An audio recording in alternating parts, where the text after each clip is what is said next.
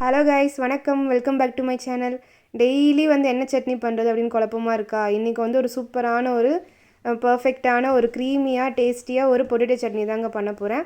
எப்படி பண்ணுறது வாங்க பார்க்கலாம். அதுக்கு தேவையான பொருள் பார்த்திங்கன்னா, உருளைக்கிழங்கு நல்லா பொடியாக அரிஞ்சிக்கோங்க, தேங்காய், அப்புறம் 2 வெங்காயம் வந்து கட் பண்ணிக்கோங்க, பச்சை மிளகா, அதுக்கப்புறம் கருவேப்பிலை, கொஞ்சமாக வந்து கொத்தமல்லி.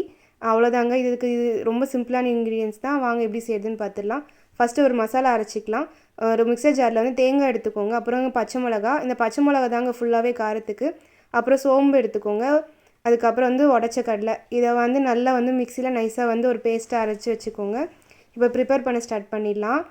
ஒரு கடாயில் வந்து எண்ணெய் ஊற்றிக்கோங்க. எண்ணெய் ஊற்றிட்டு கடுகு போட்டுருங்க. கடுகு வந்து நல்லா பொரியட்டோங்க. கடுகு வந்து நல்லா பொரிஞ்சு வந்ததுக்கப்புறம் வெங்காயம் வந்து ஆட் பண்ணிக்கோங்க. ஆனியன் நல்லா ஆட் பண்ணிவிட்டு நல்லா வந்து வதக்கி விட்டுருங்க. ஆனியன், பச்சை மிளகா, அப்புறம் வந்து கருவேப்பிலை இது போட்டு வந்து நல்லா வதக்கி விட்டுங்க. நல்லா வதங்கி வரட்டும். வெங்காயம் வந்து நல்லா வதங்கி வந்த உடனே உப்பு போட்டுருங்க. உப்பு போட்டதுக்கப்புறம் ஒரு அரை தக்காளி போட்டுக்கோங்க. அரை தக்காளி போட்டு நல்லா வதக்கி விட்டுருங்க. அதுக்கடுத்து வந்து நல்லா பொடியாக கட் பண்ணி வச்சுருக்கோம் இல்லைங்களா உருளைக்கிழங்கு, அதை வந்து ஆட் பண்ணிக்கோங்க. உருளைக்கிழங்கை கொஞ்சம் ஒரு 2 நிமிஷம் வந்து எண்ணெயிலே வதக்கிடுங்க. வதக்கிட்டு பெருங்காயம் வந்து ஆட் பண்ணுங்கள். பெருங்காயம் வந்து கேஸ்ட்ரிக் ப்ராப்ளத்துக்குலாம் ரொம்ப நல்லது. அதனால் உருளைக்கிழங்குல வந்து ஆட் பண்ணிக்கோங்க. அதுக்கப்புறம் வந்து மஞ்சத்தூள் போட்டுருங்க. மஞ்சத்தூள் போட்டு ஒரு நிமிஷம் வந்து வதக்கி விட்டுருங்க.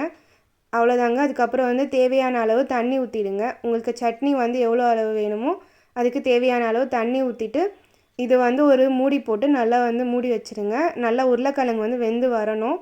உருளைக்கிழங்கு நல்லா வெந்ததுக்கப்புறமேட்டு நம்ம ஒரு பேஸ்ட் அரைச்சிருக்கோம் இல்லைங்களா, அந்த பேஸ்ட் வந்து ஆட் பண்ணிவிடுங்க.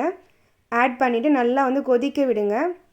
நல்லா சட்னி வந்து நல்லா கொதித்து சுண்டி வரணுங்க. நல்லா திக்கான ஒரு கன்சிஸ்டன்சிக்கு வரணும். ஸோ ஒரு 2 நிமிஷம், ஒரு 2லேருந்து ஒரு 3 நிமிஷத்துக்கு நல்லா வந்து கொதிக்க விடுங்க. உடச்ச கடலை போட்டிருக்கிறதுனால நல்லா வந்து சுண்டி நல்லா திக்காக வரும். ஸோ பாருங்கள், நல்லா